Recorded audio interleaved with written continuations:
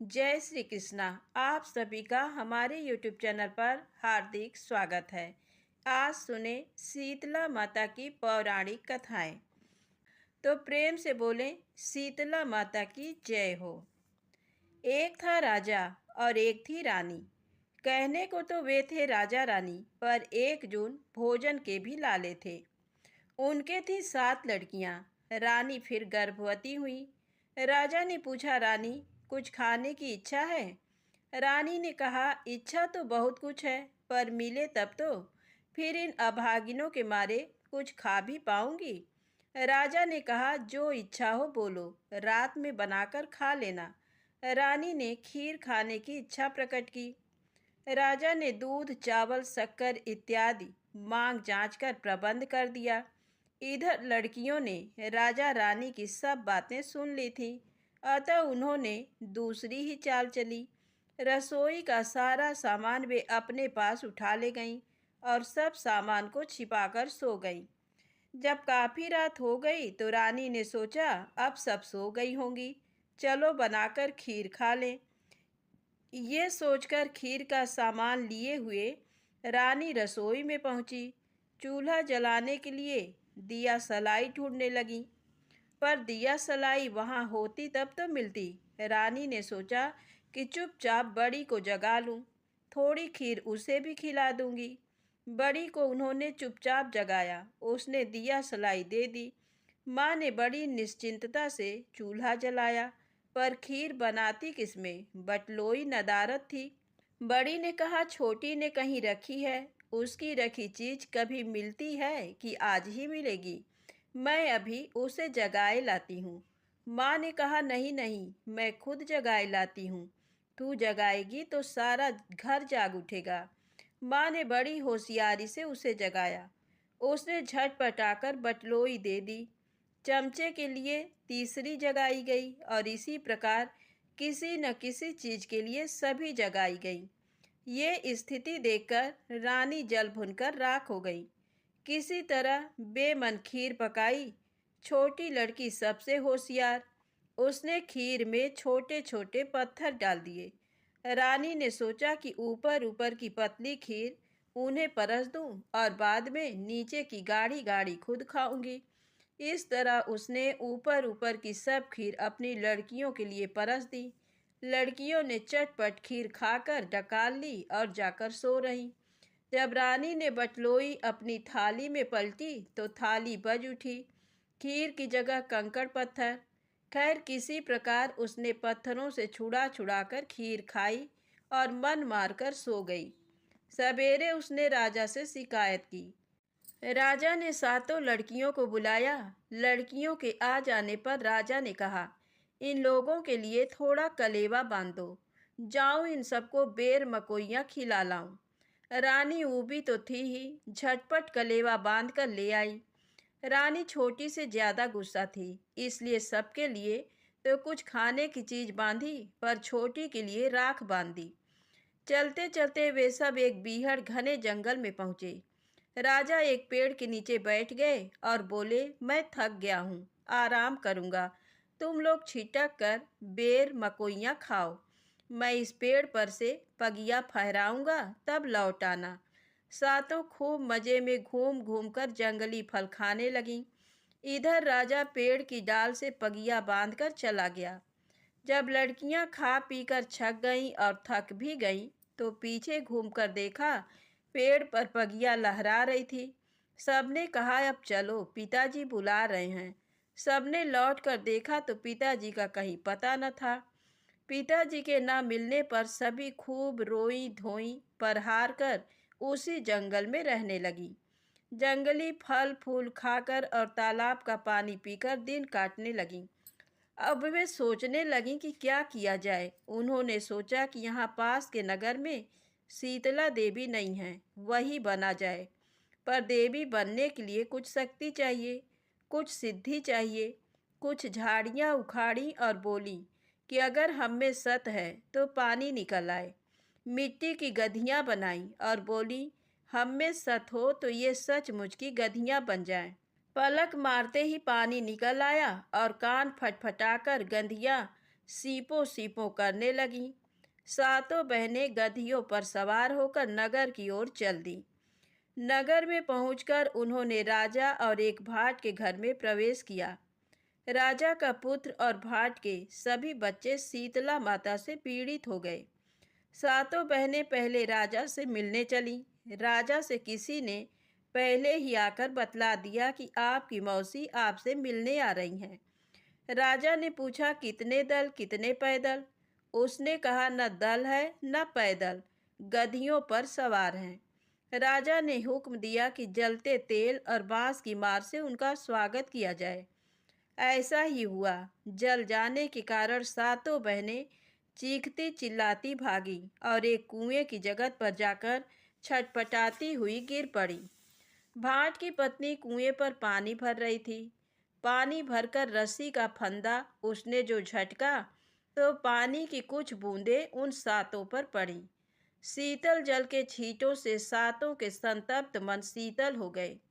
उन्होंने प्रसन्न होकर आशीर्वाद दिया, जैसे तुमने हमको जुड़वाया वैसे ही तुम्हारे बच्चे जुड़ाए। भाट की पत्नी ने सोचा कि जब इनको हमारे बच्चों का हाल मालूम है तो अवश्य ही ये देवियां हैं। उसने एक गगरी फोड़ डाली और भर भर खपरी उन्हें नहलाने लगी। जैसे जैसे वे बहनें जुड़ाने लगीं वैसे वैसे बच्चे भी ठीक होते गए। बच्चों ने बिल्कुल ठीक होकर खाना मांगा। सास पांव झटकती पटकती कुएं पर आई और बोली, आज कितने दिनों में बच्चों ने खाना मांगा है और तू यहीं कुएं पर गड़ कर रह गई। वह बोली, अम्मा, कुछ बुरा भला मत कहो, इनकी कृपा से ही बच्चे अच्छे हुए हैं। शीतला जुड़ा गई। भाट के घर गाजे बाजे बजने लगे। राजा ने पता लगाया कि किसके यहाँ बाजे बज रहे हैं, जबकि उसके घर में उसका बच्चा बीमार है।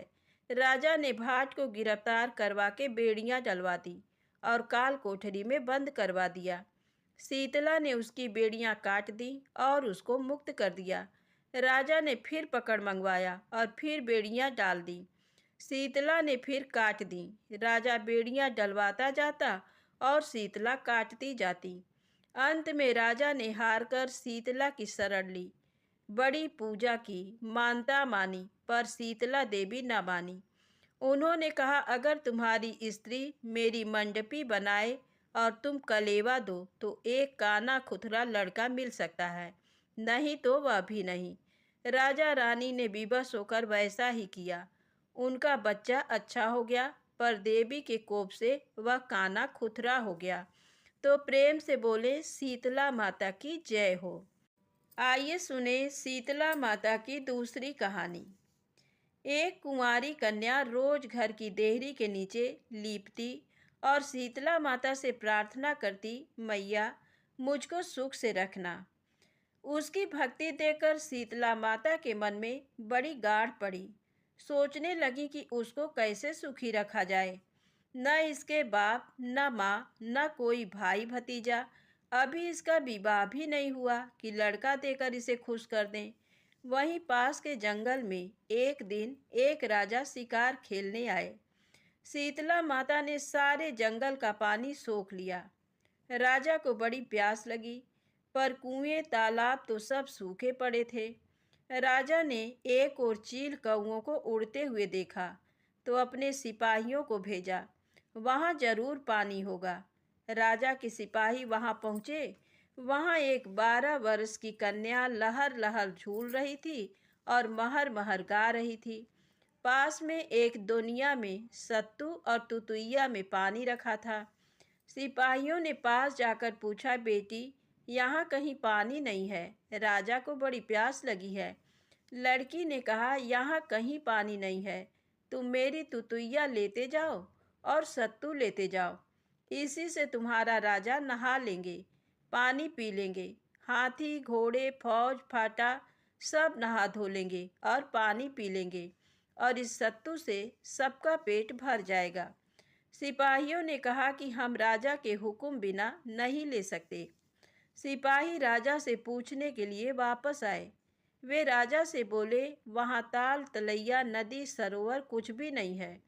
वहाँ तो केवल एक 12 वर्ष की कन्या लहर लहर झूल रही है और महर महर गा रही है। पास में एक दोनिया में सत्तू और एक तुतुइया में पानी रखा है। वह कहती है कि ये तुतुइया भर पानी और दोनिया भर सत्तू ले जाओ।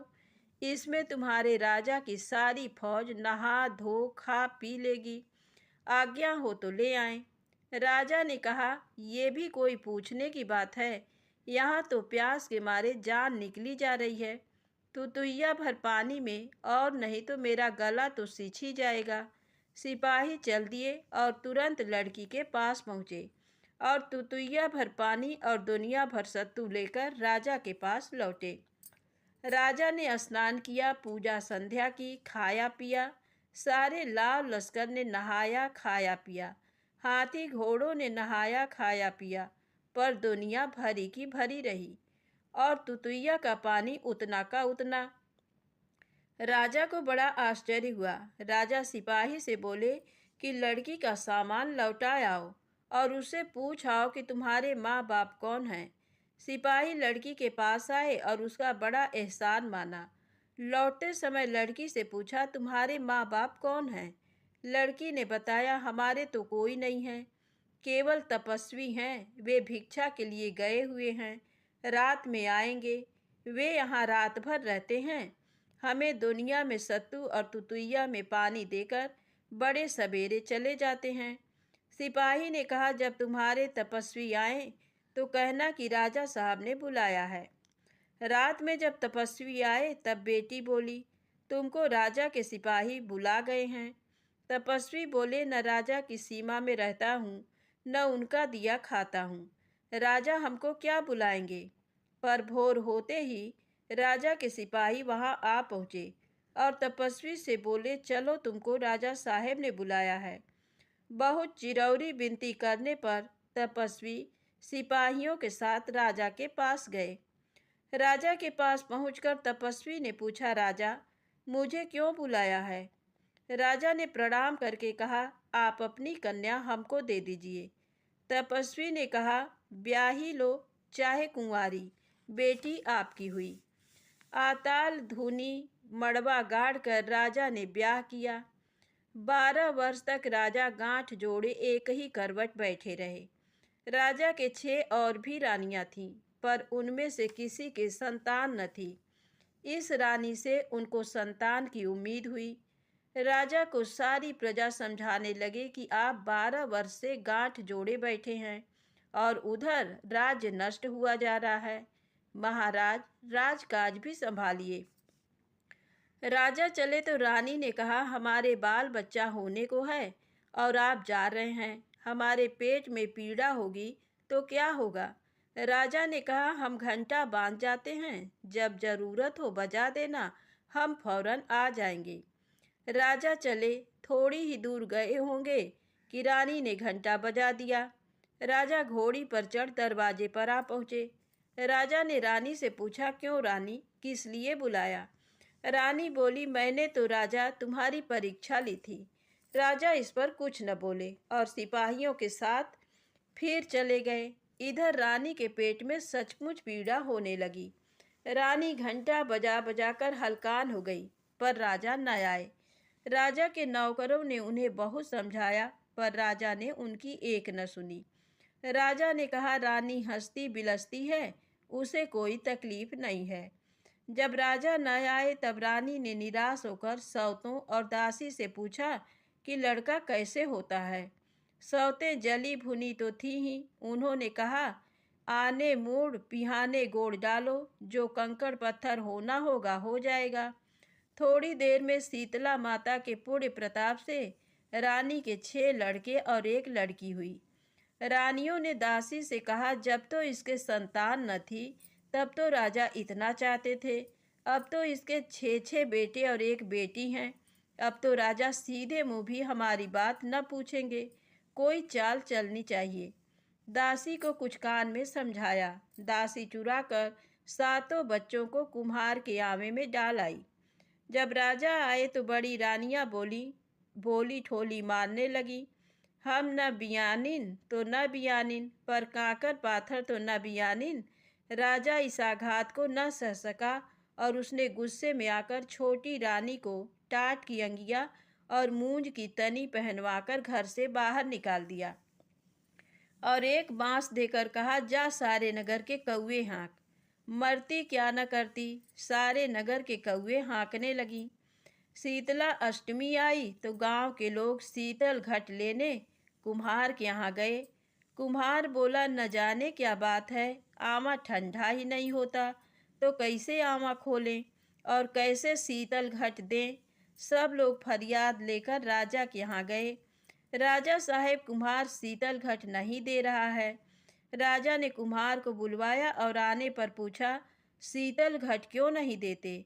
कुम्हार बोला, माई बाप, आप अन्नदाता हैं, चाहे जो सजा दें, पर क्या करूं, आमा ठंडा ही नहीं होता तो कैसे खोलें। राजा ने सोचा, जरूर कोई बात है जिससे आमा शीतल नहीं होता। विचार के लिए राजा ने पंडितों को बुलवाया। पंडितों ने विचार करके बतलाया कि आमा में किसी माँ का बालक है जो जल रहा है, इसी से आमा शीतल नहीं होता।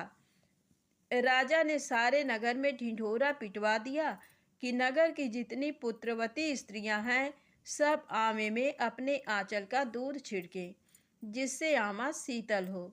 सारी स्त्रियां आमे की परिक्रमा करके दूध छिड़कने लगी। सभी स्त्रियों ने दूध छिड़का पर आमा शीतल न हुआ। राजा ने पंडितों से कहा, तुम्हारा विचार झूठा है। पंडितों ने कहा, हमारा विचार झूठा नहीं हो सकता। अभी नगर में जरूर कोई स्त्री है जिसने अपने आंचल का दूध नहीं छिड़का है। राजा ने कहा, नगर में अब कोई स्त्री नहीं है सिवाय कौवा हकनी के। पंडितों ने पूछा कि क्या कौवा हकनी स्त्री नहीं है। राजा ने कौवा हकनी को भी बुलवाया। वह बांस छोड़कर दौड़ी दौड़ी आई। अन्य स्त्रियों की भांति उसने भी परिक्रमा की और अपने आंचल का दूध छिड़का। दो ही परिक्रमा में आमा शीतल हो गया। राजा ने कहा, कुम्हार लो, तुम्हारा आमा शीतल हो गया, खोलो आमा और लोगों को शीतल घट दो। कुम्हार आमा खोलने लगा तो उसमें से सोने, चांदी, पीतल, कांसे के बर्तन निकलने लगे। कुम्हार डरा कि राजा ने अगर इन्हें देख लिया तो फौरन लदाकर महल में ले जाएगा, इसलिए उसने आमा खोलना बंद कर दिया।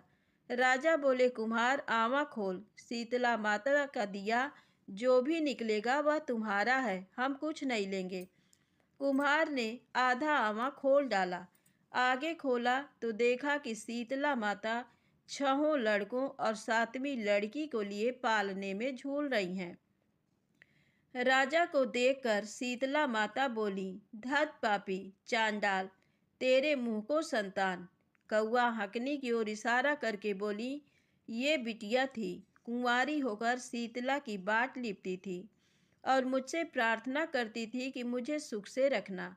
इसके माँ बाप भाई भतीजे कोई नहीं था, मैं इसे कैसे सुखी रखती। राजा, तब तुमने नहीं जाना जब सारे जंगल का पानी सूख गया था और जब तुम प्यासे मर रहे थे, तब तुमने और तुम्हारे सारे लाव लश्कर ने इसी कन्या के दुनिया भर सत्तू और तुतैया भर पानी से जान बचाई थी। तब तुम्हें पता नहीं चला कि ये कैसी लड़की है। राजा शीतला माता के पैरों पर गिर पड़े और बोले, मनुष्य अंधी खोपड़ी, हम कुछ नहीं जानते, जो जाने सो आप। माता, हमें क्षमा करो। शीतला माता को दया आ गई। राजा से बोली, तुम्हारा कोई कसूर नहीं है, कसूर तो तुम्हारी 6 रानियों का है और उस दासी का है जिन्होंने मिलकर ये दुष्ट काम किया। जब तुम उनको खोद के गड़वा दोगे तो अपनी संतान को पाओगे। राजा ने 6 रानियों और दासी को खोद के गड़वा दिया और अपनी संतान और रानी को लेकर सुखपूर्वक रहने लगे। शीतला माता की कृपा से कौवा हकनी फिर माँ हुई, राजा बाप हुए, सभी सुख से रहने लगे। प्रेम से बोले, शीतला माता की जय हो। शीतला अष्टमी की पौराणिक कथा के अनुसार एक राज्य के राजा का एक ही बेटा था। उसे चेचक शीतला निकली थी। उसी राज्य के एक गरीब परिवार के बेटे को भी शीतला निकली हुई थी। वह परिवार माँ भगवती की पूजा करता था। उस परिवार ने शीतला के समय जिन भी नियमों का पालन किया जाता है उन सब का ध्यान रखा। घर में बिना छौंक के सब्जी बनती थी। भुने या तले हुए खानों और नमक पर पाबंदी थी। घर के सभी लोग ठंडा खाना ही खाते थे। ऐसा कुछ दिन तक चला और उस परिवार का बेटा स्वस्थ हो गया। दूसरी ओर राजा के बेटे का रोग ठीक नहीं हो रहा था। राजा ने सतचंडी का पाठ शुरू कराया। रोज गरम स्वादिष्ट भोजन बनते थे। भुने और तले हुए भोजन खाया जाता था। मांस भी बनाया जाता था। राजा का बेटा जो भी जिद करता था वह पूरी कर दी जाती थी। इनके सबके कारण राजा के बेटे के शरीर में फोड़े हो गए। उसमें खुजली और जलन होने लगी। जो उपाय किया जाता उसका कोई असर नहीं होता। शीतला का प्रकोप और बढ़ गया। इन सबसे राजा परेशान हो गया। वह सोचने लगा कि आखिर इतने उपाय करने के बाद भी शीतला का प्रकोप शांत क्यों नहीं हो रहा है। राजा के गुप्तचरों ने उसे बताया कि राज्य में एक गरीब परिवार के बेटे को भी शीतला निकली थी, लेकिन वह कुछ दिनों में ही स्वस्थ हो गया था। तब राजा ने सोचा कि वह तो माता की इतनी सेवा कर रहा है, फिर भी उनका प्रकोप कम क्यों नहीं हो रहा है, उसका बेटा स्वस्थ क्यों नहीं हो रहा है। राजा ये सब बातें सोचते सोचते सो गया। उसके स्वप्न में शीतला माता ने दर्शन दिया। राजा से कहा कि वह उसकी सेवा और पूजा से प्रसन्न है, लेकिन तुमने शीतला के नियमों को तोड़ा है। इस वजह से शीतला का प्रकोप शांत नहीं हो रहा है। इसके लिए तुम खाने में नमक बंद कर दो, बिना छौंक के सब्जी बनाओ, खाने में तेल का प्रयोग न करो और सभी लोग ठंडा भोजन करें। बेटे के पास किसी को मत जाने दो। ऐसा करो, जल्द ही तुम्हारा बेटा स्वस्थ हो जाएगा। अगले दिन से राजा शीतला माता के बताए गए नियमों का पालन करने लगा। देखते ही देखते कुछ ही दिनों में राजा का बेटा स्वस्थ हो गया। कहानी अच्छी लगी हो तो कमेंट में शीतला माता की जय अवश्य लिखें, लाइक करें, सब्सक्राइब करें, ज़्यादा से ज़्यादा शेयर करें। जय शीतला माता।